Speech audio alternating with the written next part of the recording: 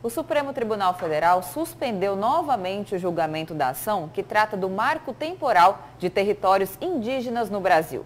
Lideranças indígenas são contrárias às demarcações de terras e realizam manifestações em Brasília. Já de outro lado, estão os grandes produtores rurais.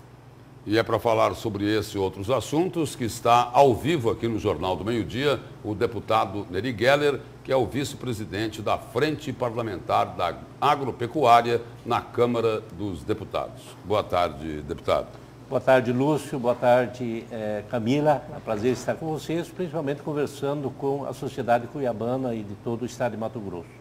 Deputado, os líderes indígenas, eles reclamam muito quando ouvem dizer o seguinte: olha, já tem muita terra para pouco índio. Aí de outro lado também se coloca o seguinte: olha, esse marco temporal aí é para o seguinte, para facilitar a regularização fundiária dos grandes proprietários rurais, dos latifundiários. E aí, deputado, vai dar para chegar a um meio termo aí, nesse marco temporal? Não tenha dúvida, a decisão do Supremo de 2013, já consolidado, ele precisa se manter, e é por um único fato, é simplesmente para sempre estabelecer a verdade. A demarcação indígena, ela pode acontecer, desde que seja feita de forma transparente, e é isso que nós estamos defendendo. E não é verdade que se fala que vai atingir grandes produtores. Ele vai atingir, como no caso de Santa Catarina, que é a pauta que está hoje no Supremo, que pode derrubar a decisão de 2013, pegar muitos produtores de 10 hectares, de 8 hectares, de 20 hectares, que é agricultura familiar. E não dá para aceitar que no Brasil que nós vivemos hoje, que nós estamos buscando constantemente a segurança jurídica, produtores como esses percam as suas terras onde eles já têm escritura, inclusive registrada em cartório, em alguns casos há 50, 60 anos. Então o que nós queremos é um marco temporal consolidado e que realmente a demarcação ela seja feita de forma transparente. Como é que nós estamos trabalhando? Para manter a decisão de 2013 no Supremo Federal, e nós tivemos uma vitória importante. Nós, da Frente Parlamentar da Agropecuária, fizemos uma atuação muito forte. Abriu-se um voto, Lúcio, divergente do relator ontem, que foi o Cássio Nunes, um voto que eu gostaria, inclusive, quem está nos acompanhando e vocês da imprensa, peguem a argumentação técnica, que é extremamente bem fundamentado, e o Alexandre de Moraes pediu vista para que essa argumentação técnica possa ser discutido dentro do Supremo Federal e no avançar da votação a gente possa conseguir a maioria, manter a decisão, que é extremamente importante para a economia do Brasil, a decisão de 2013. Deputado, enquanto não chega ao fim esse julgamento no STF, também tramita na Câmara dos Deputados o projeto de lei 490 de 2007, que pretende transformar esse marco temporal das terras indígenas em lei. Com essa decisão do STF, haverá uma influência sobre esse projeto ou não? E se por acaso um divergir do outro, o que acontece? Na verdade, Camila, nós estamos trabalhando as duas vertentes. Infelizmente, o Congresso brasileiro ele é composto por 80% dos seus membros que são urbanos, que não conhecem e que seguem uma narrativa que, na grande maioria das suas vezes, não é verdadeira. E o que nós queremos exatamente?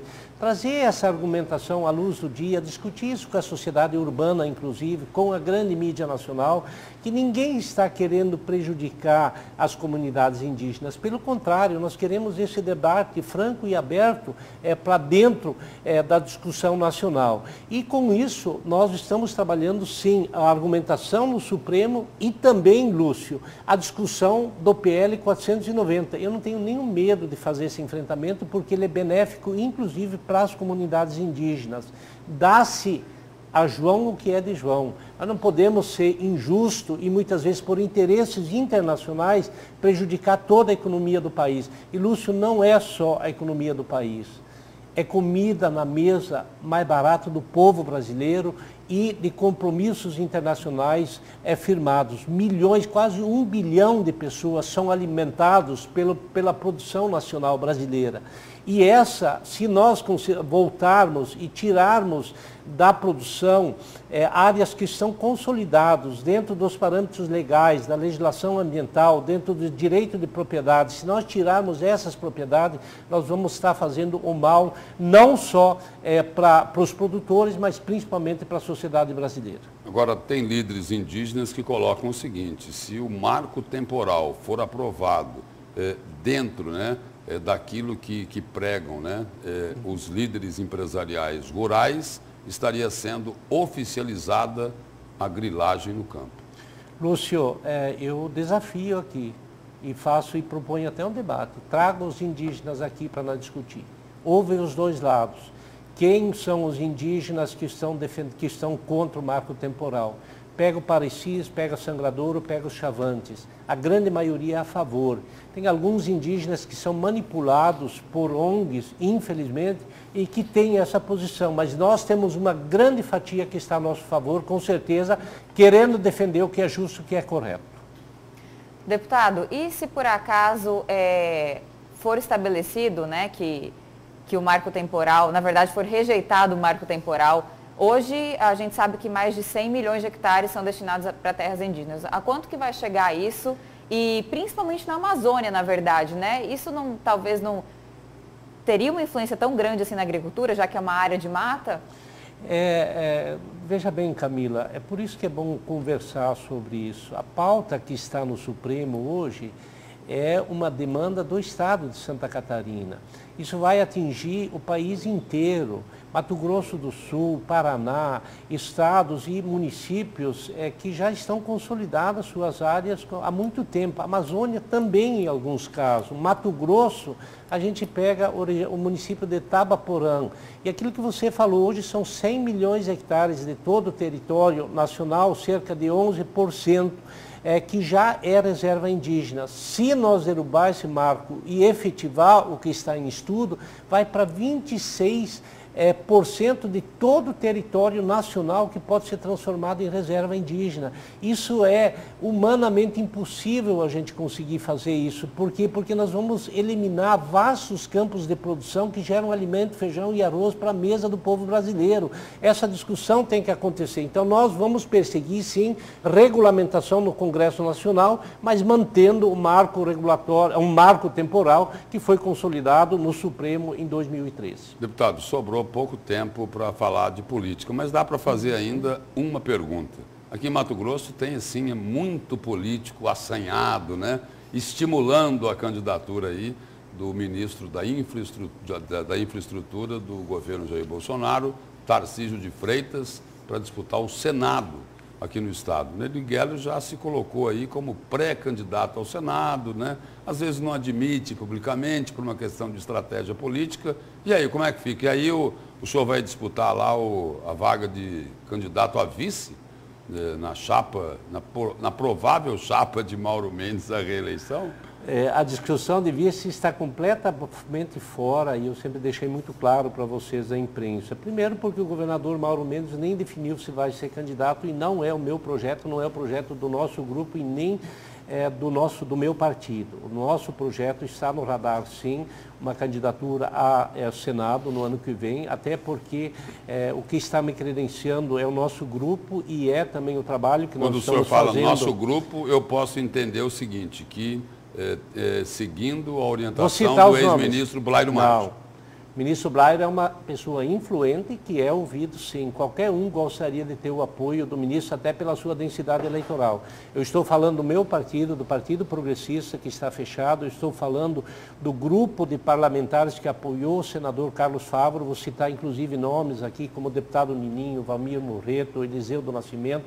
Nós temos hoje, dentro da Assembleia, uma relação muito forte pelo trabalho que nós fizemos. Então, esse é o nosso grupo político. E do senador Carlos Favaro e grandes lideranças, inclusive do MDB, que está avançando muito forte no apoio e muitos, mais de 80 prefeitos hoje. Então, nós vamos nessa linha, mas, Lúcio, nunca o debate político esse ano vai se sobrepor ao meu mandato.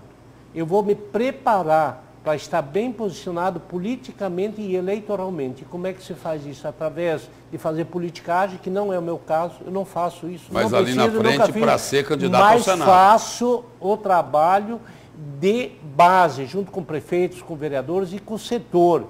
E inclusive com a imprensa, jogando aberto, jogando limpo, falando a verdade. Então, eu não tenho medo de nenhuma discussão. E com relação ao Tarcísio, diz respeito à liderança. Agora, eu tenho moral para falar em nome do presidente Bolsonaro, porque todos os temas difíceis que precisou, o governo me chamou para discutir. O Tarcísio não tem nem título aqui. Então, se ele vai ser candidato ou não, será que nós temos que trazer gente de fora? Respeito os outros adversários, o Hélito, Medeiros, qualquer outro parlamentar pode disputar não precisa, inclusive de fora para dentro. Mas será que não tem lideranças aqui dentro do Estado, Lúcio? Não precisa importar o ministro, é isso? Para ser candidato? É mais ou menos isso. O título dele não é daqui do Estado, ou é? Acho que não é. Ele tem residência aqui? Acho que não. Ele conhece os municípios? Acho que não. Ele está num cargo de ministro, mas ele mora em outro estado. Então, eu respeito a liderança dele. Inclusive, se teve alguém que ajudou como parlamentar e líder na questão das ferrovias, foi o deputado Neri Geller. Agora, discutir essa questão, eu acho que ainda é cedo e tem muita especulação em volta disso. Vamos se preparar bem para a hora que ir para o embate eleitoral, ter café no bule, serviço prestado e apoio político. Deputado, obrigado pela presença e pelas informações aqui no Jornal do Meio-Dia. Eu que agradeço a você, Lúcio e a Cláudia, foi um prazer estar com vocês.